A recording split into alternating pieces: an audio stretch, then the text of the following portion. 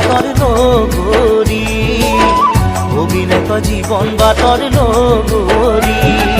তোকে পাবলৈ মন নাই যে হাতত ধন কোনে জানে কি ক'ব পাৰে কপালৰ লিখন কোনে জানে কি ক'ব পাৰে কপালৰ লিখন দীপালি